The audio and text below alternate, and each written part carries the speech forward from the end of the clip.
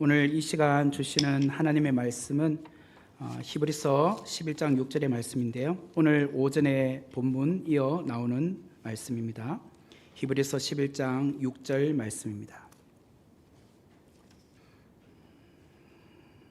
우리 한 목소리로 같이 읽도록 하겠습니다. 믿음이 없이는 하나님을 기쁘시게 하지 못하나니 하나님께 나아가는 자는 반드시 그가 계신 것과 또한 그가 자기를 찾는 자들에게 상 주시는 이심을 믿어야 할지니라. 아멘. 오늘은 히브리서 11장 6절 말씀을 가지고 믿음 점검 리스트라는 것은 목록, 항목이라고 할 수 있습니다. 믿음을 점검하는 항목 혹은 목록에 대해서 함께 살펴보고자 합니다. 오늘 오전 시간에 우리는 에녹에 대한 이야기를 함께 나누었습니다. 에녹은 하나님과 동행하는 믿음의 사람이었다에 대해서 살펴보았죠. 히브리서 11장 5절 말씀, 오늘 오전 본문인데 다시 한번 제가 읽어드리겠습니다. 믿음으로 에녹은 죽음을 보지 않고 옮겨졌으니 하나님이 그를 옮기심으로 다시 보이지 아니하였느니라. 그는 옮겨지기 전에 하나님을 기쁘시게 하는 자라 하는 증거를 받았느니라. 에녹의 믿음의 특징은 하나님과 동행함을 통하여서 하나님을 기쁘시게 하는 자라라는 증거를 받았다, 인정을 받았다라는 것입니다. 그는 무두셀라를 낳은 후 300년을 하나님과 동행을 했습니다. 하나님과 동행했다라는 말은 자신을 기쁘게 하는 삶이 아니라 하나님을 기쁘시게 하는 삶을 살았다는 것이겠죠. 그리고 나서 이어서 나오는 본문이 오늘 오후 시간에 함께 살펴보기를 원하는 6절의 말씀입니다. 6절의 말씀을 제가 다시 한번 읽어드릴게요. 믿음이 없이는 하나님을 기쁘시게 하지 못하나니 하나님께 나아가는 자는 반드시 그가 계신 것과 또한 그가 자기를 찾는 자들에게 상 주시는 이심을 믿어야 할지니라. 여기 이제 첫 번째 줄에 보니까 믿음이 없이는 하나님을 기쁘시게 하지 못한다. 자, 이거를 바꾸어서 말하면 믿음이 있으면 하나님을 기쁘시게 한다라는 뜻이잖아요. 믿음이 있으면 하나님을 기쁘시게 할 수 있다. 그러나 믿음이 없으면 하나님을 기쁘시게 할 수 없다, 이 말이죠. 하나님을 기쁘시게 하는 유일한 방법이 무엇인가? 믿음이에요. 자녀들이 부모를 기쁘게 하는 방법이 있겠죠. 그게 어떤 유일한 방법이 있다고 하면 우리가 하나님의 자녀로서 하나님을 정말 기쁘게 할 수 있는 방법은 믿음을 가지면 된다는 거예요. 믿음. 쉽죠? 하나님 기쁘게 해드려야 될 거 아닙니까? 하나님을 춤추게 만들어야 될 거 아닙니까? 그러면 우리의 믿음을 보여주면 되는 거죠. 믿음이 있으면 하나님을 기쁘시게 할 수 있다.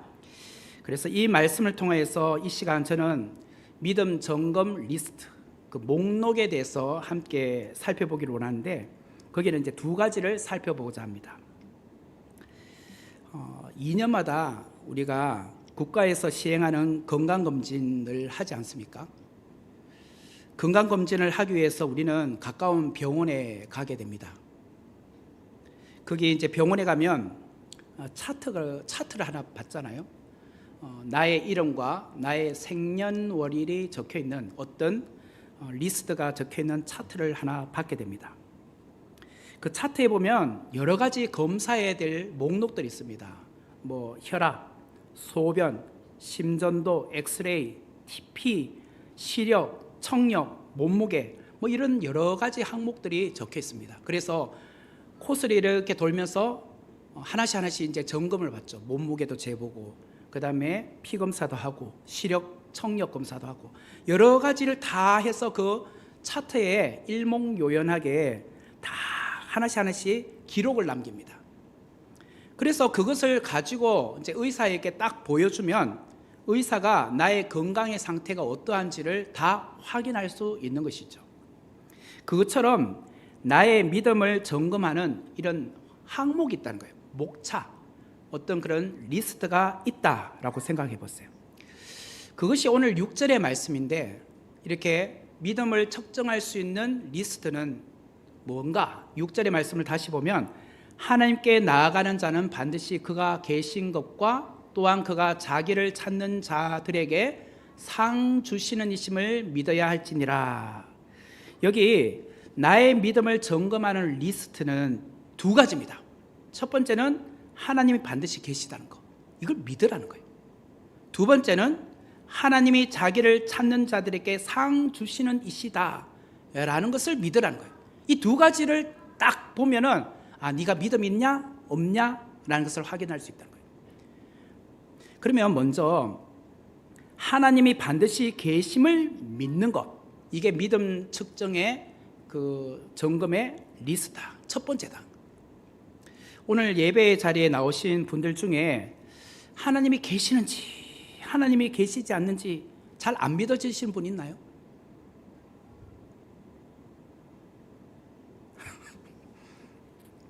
제가 시력이 안 좋아서 요즘 좀 자꾸 시력이 안 좋아지는 것 같아요. 눈이 자꾸 침침해지는 것 같아요. 어떨 때는 하나님이 계시는 것 같기도 한데 어떨 때는 안 계시는 것 같기도 하다. 이렇게 자꾸 생각이 드시나요? 아니죠. 나의 믿음을 점검하는 첫 번째 리스트, 목록은요, 하나님이 반드시 계시다는 걸 믿는 거예요. 6절의 말씀을 또 다시 한번 읽어볼게요. 너무 중요하니까 계속 반복해서 읽는 겁니다. 하나님께 나아가는 자는 반드시 그가 계신 것과, 이렇게 시작해요. 하나님께 나아가는 자가 반드시 하나님이 계시는 것을 믿는다는 거잖아요. 그러면 하나님께 나아가는 자는 누구를 말해요? 예배하러 나가는 자. 하나님 앞에 예배하러 나가는 자는 믿음의 대상이 하나님인 줄 알고 그분에게 나가는 거잖아요. 그러니까 우리가 오늘 예배의 자리에 나온 겁니다. 그것은 하나님을 기쁘시게 하기 위해서 예배 자리에 나온 거 아닙니까? 그 말을 달리 말하면 우리는 하나님 믿기 때문에 이 자리에 나온 거라는 거예요. 오늘 오후 예배에 나오신 여러분들은 하나님이 반드시 계시다는 것을 오늘 믿는 거예요. 예? 오늘 예배 자리에 나왔잖아요. 하나님 계심을 믿기 때문에 오늘 이 오후 예배에 나오신 거 아닙니까? 여기서 반드시라는 말이 중요하잖아요. 반드시. 하나님이 계신 것이 99.9%는 믿어지는데 0.01%는 안 믿어져. 이게 아니에요. 반드시라는 것은 100% 확신한다는 거예요. 하나님이 계시다는 거, 나 0.001은 의심스러워. 이게 아니라 완벽하게 100%다 믿어진다는 거예요. 그것이 오늘 우리에게 확신을 주는 믿음이다라는 거예요. 만약에 0.01%도 부족하게 안 믿어지면 그거는 하나님을 완전하게 믿는 것이 아니라는 거예요. 그런 자가 하나님을 기쁘시게 할 수 있다, 이렇게 말씀하고 있습니다. 어떤 분이 저는 하나님이 반드시 계시다는 것을 믿습니다 라고 말했다고 합시다. 어떤 분이 나 하나님 계시다는 걸 나 믿어요. 반드시 계시다는 것을 믿어요. 그런데요, 오늘 이 순간 내 삶에서는 잘 안 믿어져요. 성경에서 수많은 기적과 이적을 행하시고 성경의 인물들에게 그렇게 역사하신 하나님 믿어져요. 성경을 읽어보니까 아브라함에게 하셨던 하나님, 또 이삭과 야곱에게 역사하신 하나님 믿어지는데 오늘 내 삶에 그런 일이 일어나나? 이거는 2000년 전의 이야기죠. 아브라함에게 주어진 환경이요, 그때 이야기지 내게는 그게 일어나지 않을 것 같다. 에이, 그것은 성경의 이야기잖아. 그것은 믿음의 거장이었던 아브라함에게 허락되어진 믿음이었지, 역사였지.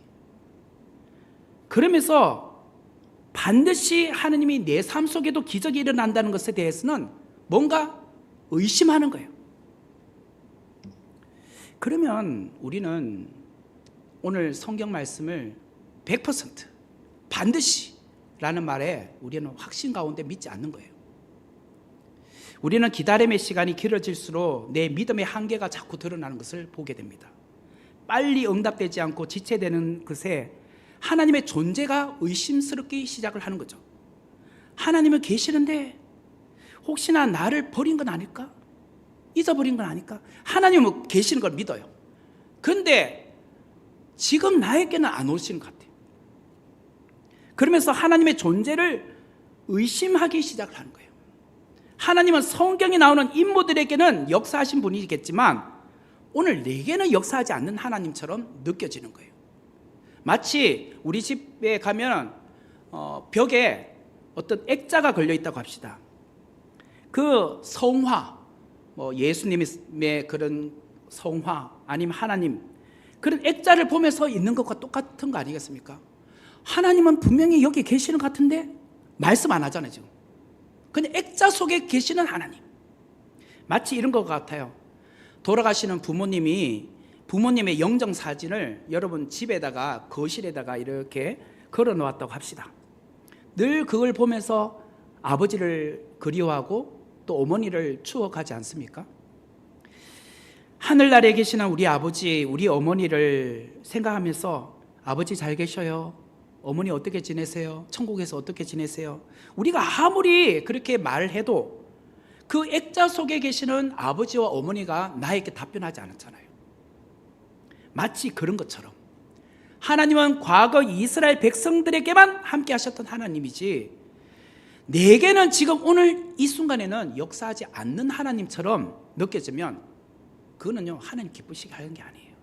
믿음이 없이는 하나님을 기쁘시게 할 수 없다. 이 말은 성경 속에 계신 하나님은 오늘 이 순간에도 내 삶 속에 역사하신다.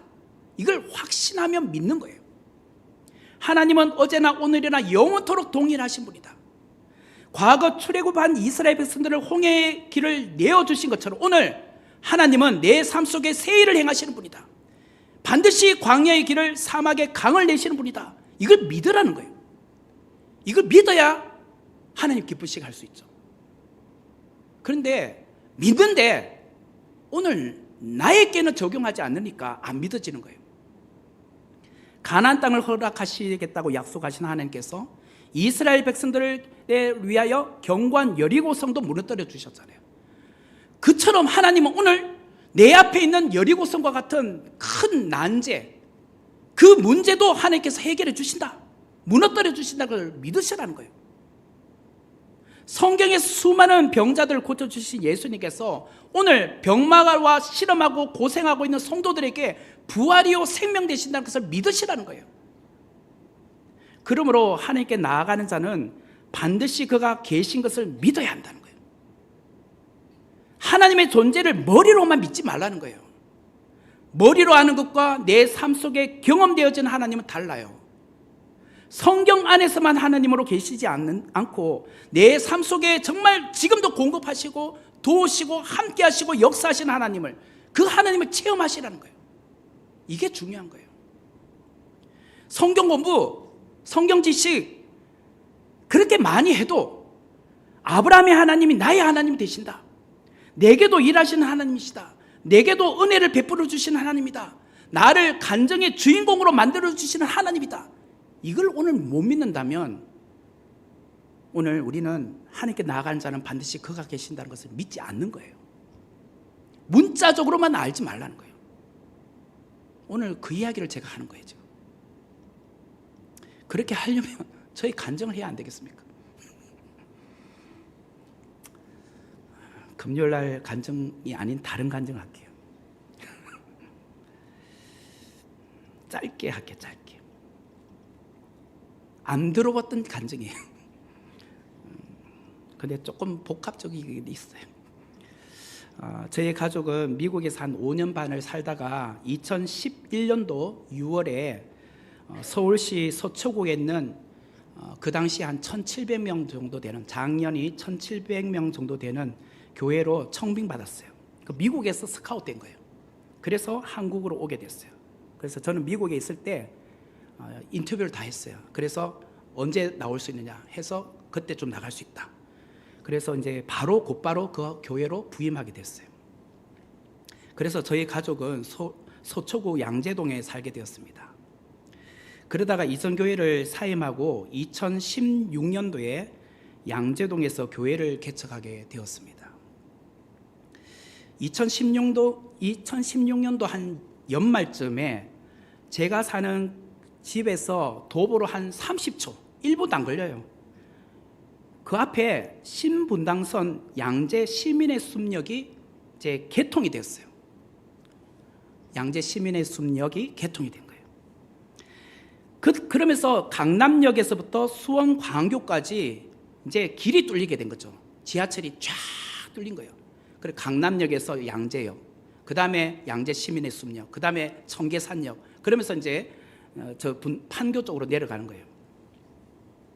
그러다 보니까 그 주위가 이제 집값이 올라가기 시작한 거죠. 역세권이 되니까. 저희가 사는 이제 전셋집에 또 역세권 안에 들어가다 보니까 부동산 가격이 막 뛰기 시작한 거예요. 그러다가 그 다음에인 2017년도에 저희가 사는 그 전셋집이 세 번째로 재계약하는 날이 다가왔습니다.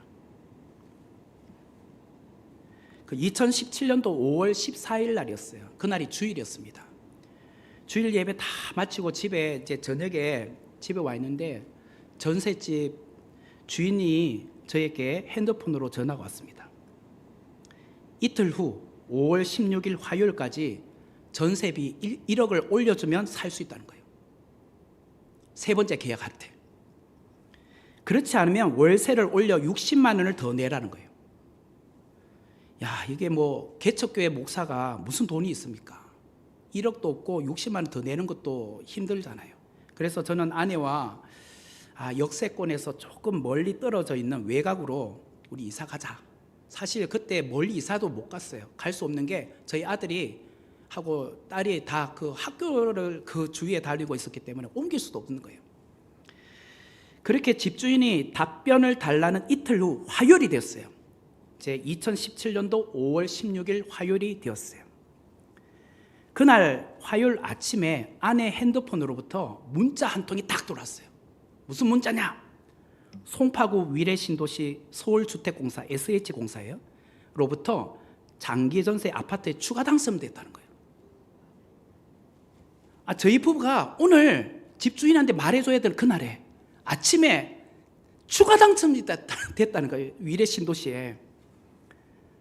사실 3월에 위례신도시에 위치한 서울주택공사에서 제공하는 장기전세 아파트에서 떨어졌어요.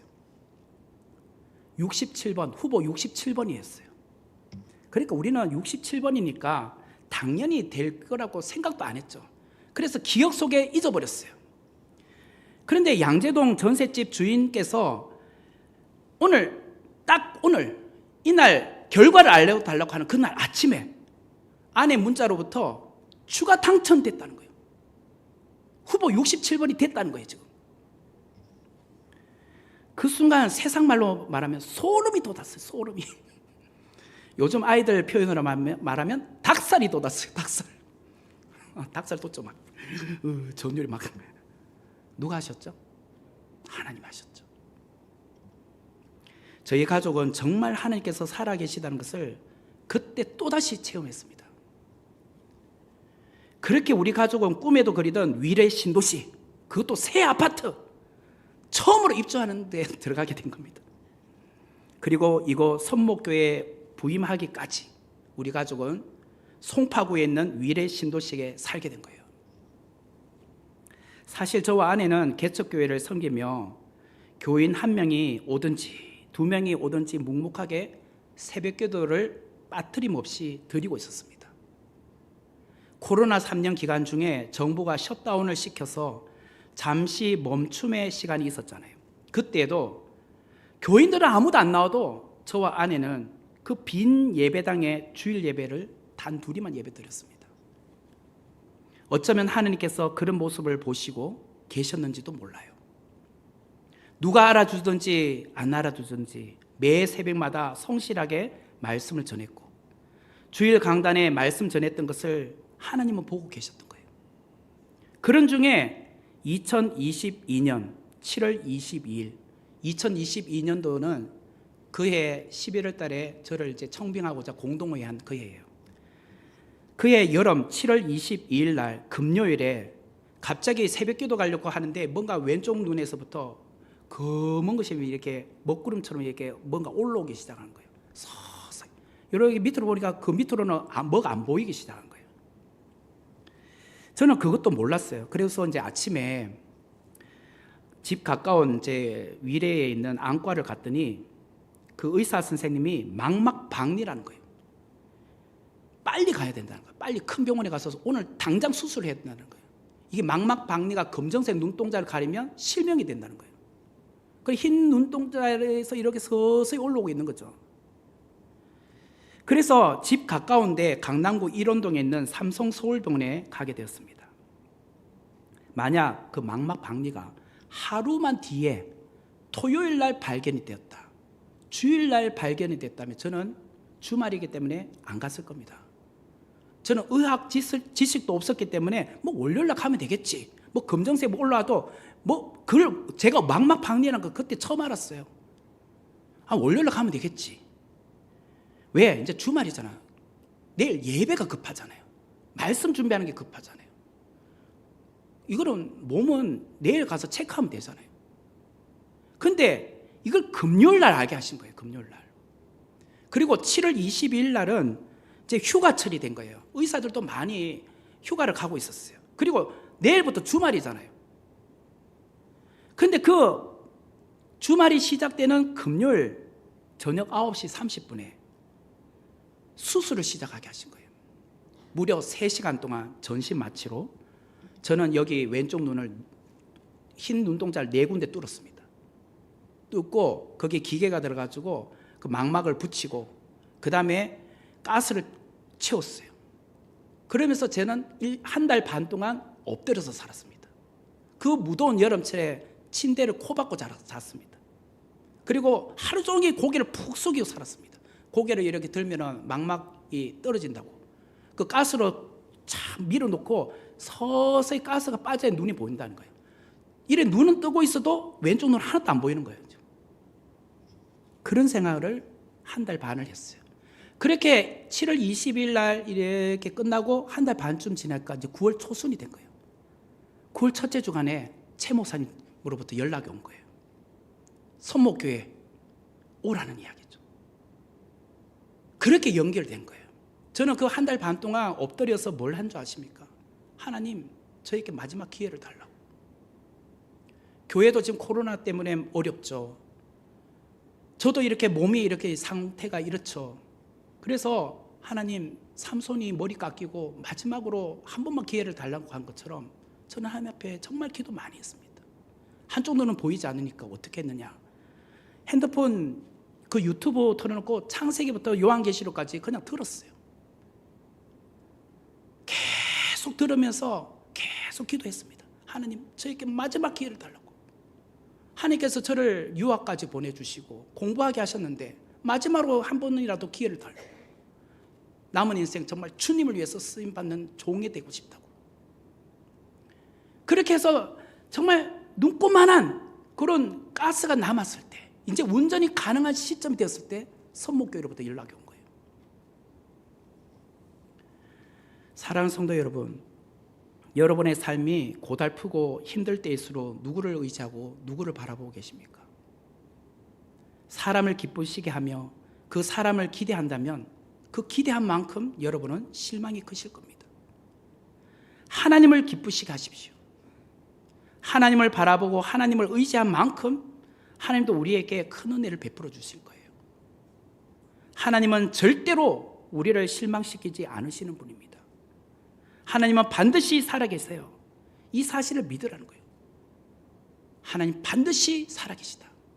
이걸 믿는 것이 오늘 믿음이 없이는 기쁘시게 못한다는 거예요. 두 번째로 내 믿음을 점검하는 리스트는 하나님이 반드시 상 주시는 이심을 믿으라는 거예요. 하나님이 반드시 상을 주시는 분이다. 6절의 말씀 제가 다시 읽어보겠습니다. 믿음이 없이는 하나님을 기쁘시게 하지 못하나니 하나님께 나아가는 자는 반드시 그가 계신 것과 또한 그가 자기를 찾는 자들에게 상 주시는 이심을 믿어야 할지니라. 여기 뒷부분에 보면 그가 자기를 찾는 자들에게, 여기서 그는 하나님이죠. 하나님이 하나님을 찾는 자 이렇게 표현하잖아요. 그러면 어떤 식으로 하나님을 찾는다는 걸까요? 그거는 시편 42편 1절 말씀에 보면 하나님이여 사슴이 시냇물을 찾기에 갈급한 같이 내 영혼이 주를 찾기에 갈급하니이다. 언덕과 들판을 이렇게 다니는 사슴이 물을 찾지 못하여 허덕이다 보면 결국은 죽을지도 몰라요. 사슴은 시냇물을 찾기에 그처럼 갈급한 거예요. 여기서 갈급하다라는 말은 헐떡거리다라는 거예요. 헐떡헐떡. 그러다가 물을 더 못 찾으면 죽는 거예요. 시편 42편의 시인은 내 영혼이 주를 찾기에 갈급하다라고 고백을 하고 있어요. 이와 같이 갈급한 심정으로 하나님을 찾는 자에게 하나님은 무엇을 주시느냐? 상을 주시더라는 거예요. 상을 주신다. 신앙생활을 대충 하는 자에게 상을 주시지 않습니다. 갈급하게 하나님을 찾는 자에게 하나님은 상을 주신다는 거예요. 자기를 찾는 자에게 상 주시는 이심을 믿으라는 거예요. 우리의 신앙생활은 결국은 상 받기 위한 생활이에요. 누구에게? 하나님에게. 상 받기 위해서 오늘 우리는 신앙생활을 하는 겁니다. 운동선수가 하는 이유가 뭘까요? 우승하기 위해서잖아요.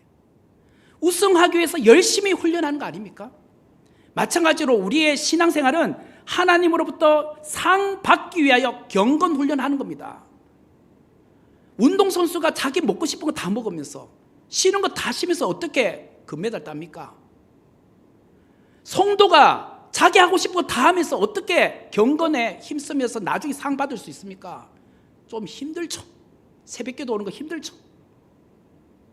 그리고 신앙생활 한다는 것은 부진을 떨어야 됩니다.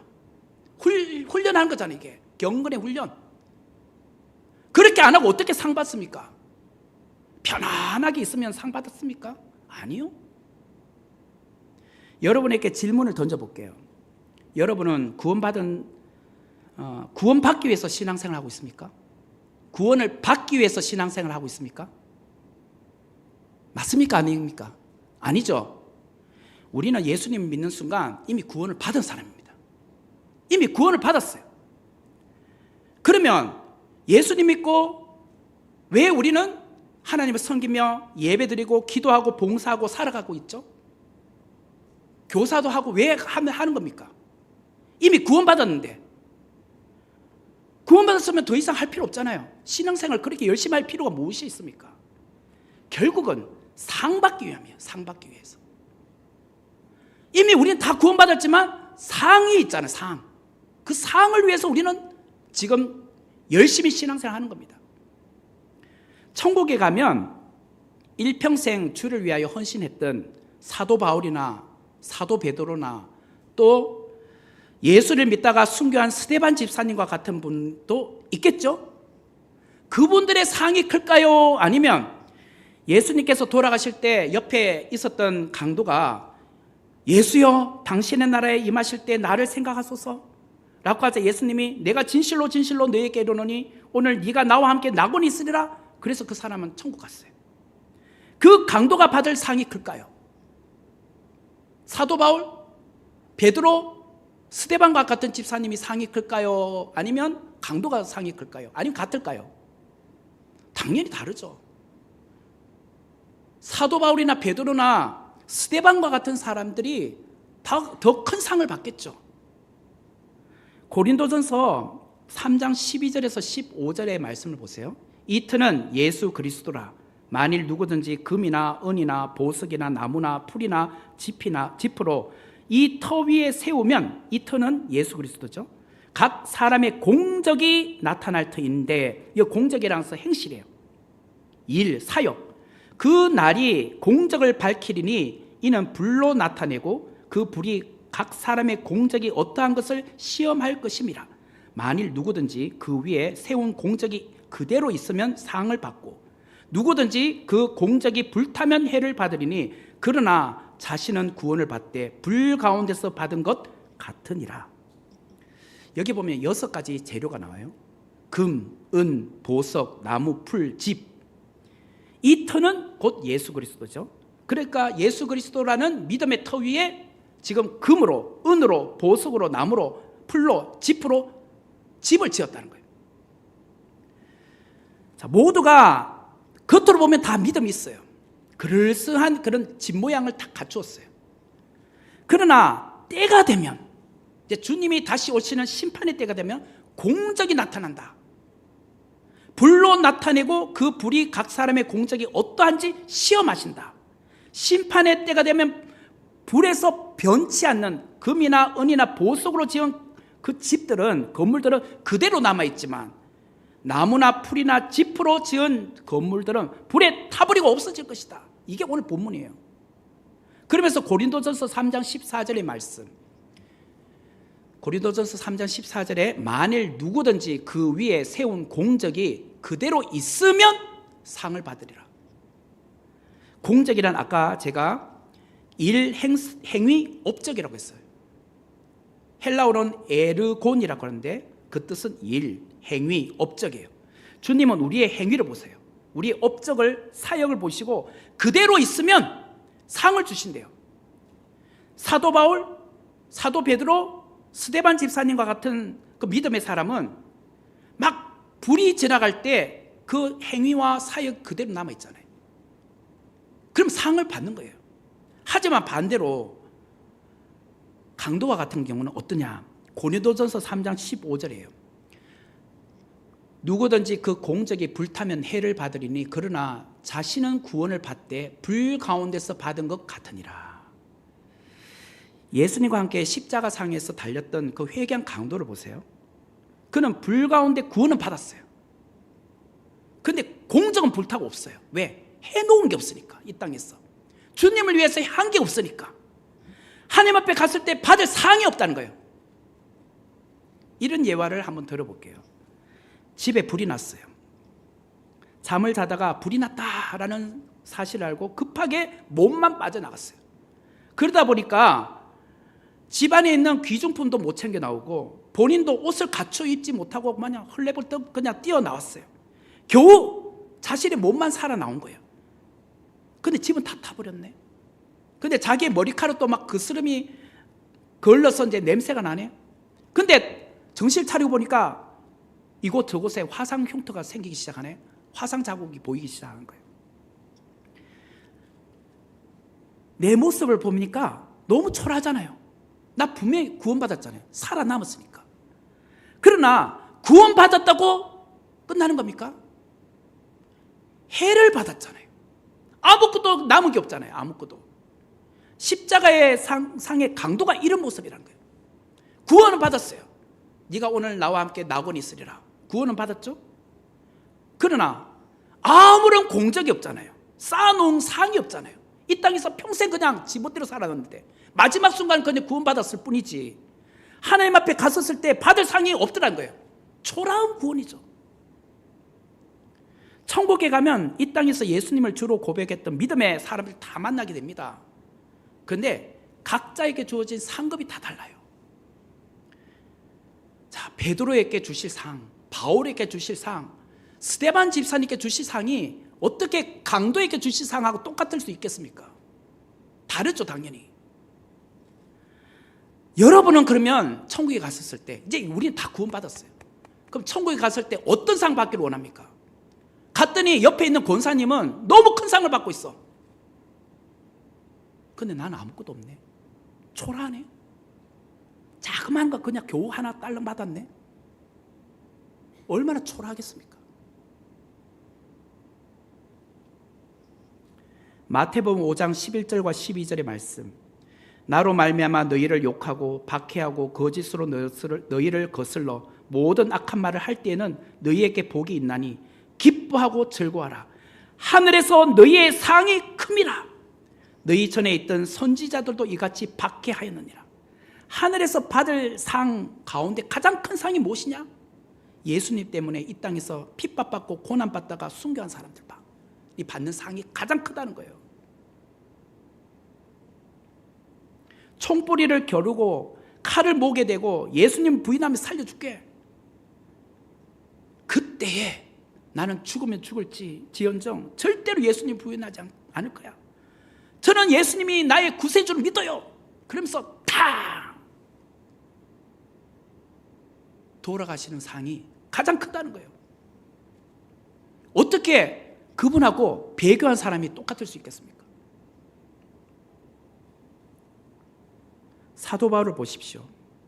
그는 당대 최고의 가말리엘 문화의 제자였습니다. 더군다나 그는 로마의 시민권을 가졌던 자였습니다. 출세 가도를 달리고 있었어요. 히브리어, 헬라어, 라틴어, 아람어 이 외국어를 능통하게 했던 사람입니다. 수재였어요. 모세오경이나 율법을 잘 알고 있었던 사람이에요. 그는 부족함이 없는 사람이었어요. 한때는 예수 믿는 사람을 핍박하고 가두고 죽이던 데 앞장섰던 사람 아닙니까? 그러했던 바울이 부활하신 예수님 만나고 이전에 그처럼 갖고 있었던 모든 것들이 다 배설물이라고 여기잖아요. 아무 쓰잘데기 없다고 하잖아요. 심지어는 로마 시민권도 필요 없더라는 거예요. 그리고 그는 그 모든 스펙을 다 버리고 복음 전도자로 평생을 살잖아요. 왜? 그게 나의 받을 상이 크기 때문에. 이 땅에서 그냥 상장 하나 받는 것이 그렇게 좋습니까? 그래요, 좋을 수 있죠. 그러나 하나님 앞에 가서 받을 상이 더 크잖아요. 그래서 사도 바울은 수많은 목숨의 위협과 박해가 있었지만 그 복음에 대한 열정을 꺾을 수가 없었던 거예요. 왜 그런가? 그는 상 주실 자를 바라보았기 때문이다. 빌립보서 3장 14절의 말씀을 보면 표대를 향하여 그리스도 예수 안에서 하나님이 위에서 부르신 부름의 상을 위하여 달려가노라. 하나님이 위에서 부르신 부름의 상을 위하여 달려간다. 하나님께서 나를 위해서 상이 있다는 거예요. 그걸 위해서 나는 지금 달려간다는 거예요. 지금 사도 바울의 목표, 표대는 예수 그리스도 안에서 하나님이 위에서 부르시는 부름의 상이었다는 거예요. 그런 하나님께서 베풀어 주실 그 상을 바라보며 지금의 환난, 지금의 고난, 지금의 수모 이 모든 것도 이겨낼 수 있었다는 거예요. 그러다가 바울은 그의 생이 끝나가는 마지막에 로마 감옥에서 이런 고백을 합니다. 디모데후서 4장 6절에서 8절의 말씀. 전제와 같이 내가 벌써 부어지고 나의 떠날 시각이 가까웠도다. 나는 선한 싸움을 싸우고 나의 달려갈 길을 마치고 믿음을 지켰으니 이제 후로는 나를 위하여 의의 면류관이 예비되었으므로 주 곧 의로우신 재판장이 그날에 내게 주실 것이며 내게만 아니라 주의 나타나심을 사모하는 모든 자에게 도니라. 바울은요 자기 삶을 전제와 같이 다 부었다는 거예요. 이 말은 매일같이 이스라엘은 오전 상번제를 드립니다. 번제단에 그 포도주 전제를 부어요. 그런 것처럼 나는 내 온 몸을 주님께 부어 드렸다는 거예요. 내 온 마음, 온 몸을 주님 앞에 내어드리며 지금까지 달려왔다는 거예요. 여러분 진짜 주님을 위해서 온 마음, 온 뜻을 다 내어드리고 있습니까? 그러니까 사도 바울이 뭐라고 하느냐? 나는 선한 싸움을 싸우고 나의 달려갈 길을 마치고 믿음을 지켰다. 스스로 나 믿음 지킨 사람이야 라고 말하잖아요. 이게 어떻게 그렇게 말할 수 있습니까? 내가 볼 때 네 믿음 지킨 사람 아니야. 그러면 그만이잖아요. 근데 스스로가 증명하잖아요. 거기에 대해서 누구도 토 못한다는 거예요. 지금 나는 선한 싸움을 싸우고 나의 달려갈 길을 마치고 믿음을 지켰다는 거예요. 너희들 다 인정하지? 그리고 이제 후로는 나를 위하여 의의 면류관이 예비되었다. 의의 면류관이 뭐예요? 상이에요, 상. 이어서 사도 바울은 주 곧 의로우신 재판장이 그날에 내게 주실 것이며 내게만 아니라 주를 나타나심을 사모하는 모든 자에게다. 나에게만 그런 상을 주시는 것이 아니라 주의 나타나심을 사모하며 이 땅을 살아가는 모든 성도들에게도 동일하게 의의 면류관 주셔. 그렇게 위로하고 있어요. 그러면 오늘 우리도 의의 면류관을 받을 수 있다는 거죠. 얼마나 감사합니까? 이런 것이 성경에 기록되어 있는데 우리의 신앙생활은 어떠냐 말이에요. 우리의 믿음은 어떠냐 말이에요. 이렇게 피토하듯이 말해도 우리는 그냥 목사님 말씀이지 뭐. 진짜 하나님이 주실 상을 생각하면 우리의 신앙생활이 달라야 되잖아요. 다 젊다고 생각하지 마세요. 언젠가 우리의 몸이 쇠약해져서 일하고 싶어도 사역할 수 없는 날이 옵니다. 내일 당장에 없어질 수도 있어요. 교통사고 나보세요. 사역할 수 있습니까? 내일 당장 돌아가시면 못하잖아요. 그러면 주님 앞에 갔을 때 지금까지 쌓아놓은 공적이 없는데 뭘 하겠습니까 지금?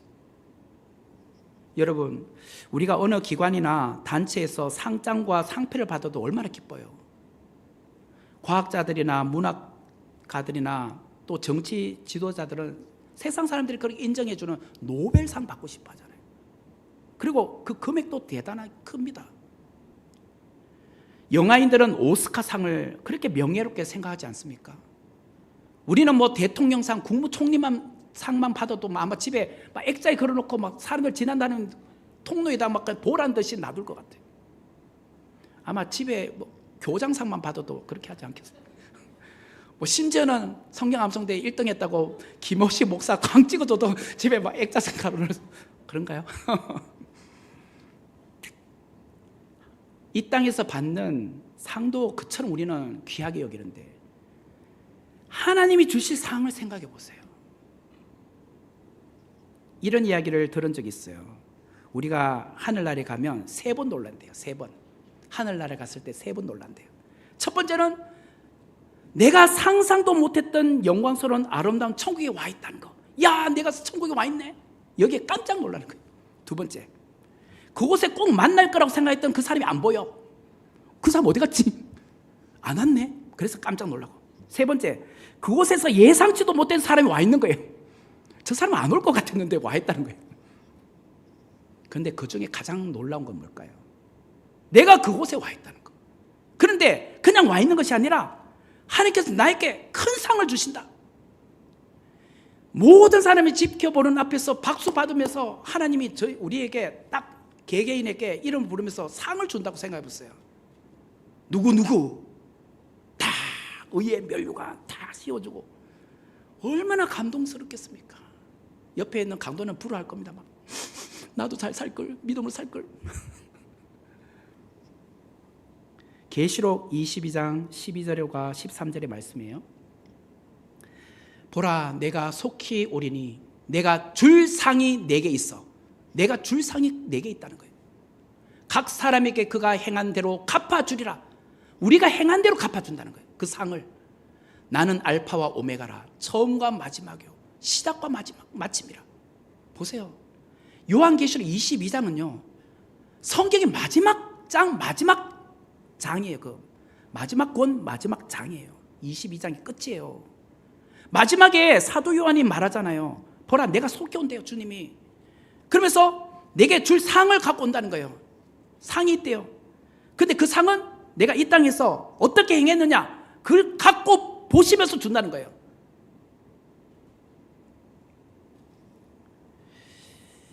믿음이 있어야 하나님을 기쁘시게 할 수 있습니다. 믿음 점검 리스트. 그게 두 가지입니다. 첫 번째는 반드시 하나님이 계시다는 것을 믿는 것. 두 번째는 반드시 하나님께서 상 주시는 이심을 믿는 것. 이 두 가지 믿음을 확고하게 붙든다면 나의 믿음이 흔들릴 수 있을까요? 아니요. 더 견고해지겠죠. 그런 사람은 이 땅에서 에녹처럼 하나님을 기쁘시게 하는 삶을 살지 않을까요? 하루가 아니라 300년을 그렇게 살아도 우리 살지 않을까요?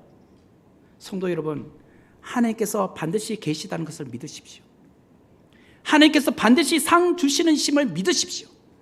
그러면 우리도 에녹처럼 하나님 기쁘시게 하는 자로서 하나님과 동행하는 삶을 평생을 살아갈 수 있는 힘이 생겨요.